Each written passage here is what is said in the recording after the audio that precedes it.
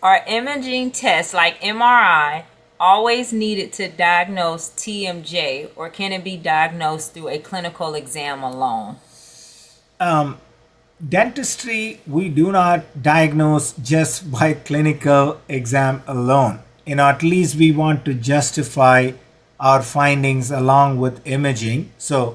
But can you diagnose or can you partially diagnose a TMJ condition? Obviously, yeah.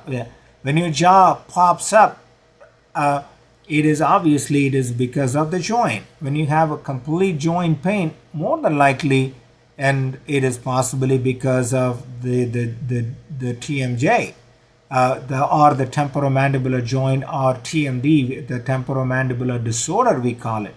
However, we need to get some kind of a baseline, because what if you are somebody, it is going to, your TMJ is going to get worse over a period of time. So then we got some baseline that we can compare it to. So while the clinical exam is going to help, and although we can diagnose it initially through the clinical exam, and which includes the we are going to check for the pain and the clicking and the limited movement of your joint, but we always need some kind of an imaging. So most of the dental offices, we do what we call it as a panoramic x-ray, or a CBCT, which is going to show some kind of a damage that happens in the joint.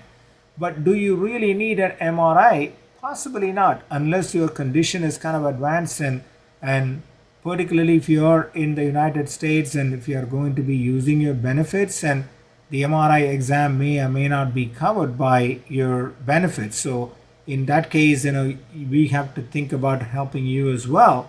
And so you really don't need an MRI unless it is an advanced condition. So the way it goes is, we do a clinical exam, we do like a panoramic or a CBCT, diagnose your condition, and then we do some conservative treatment.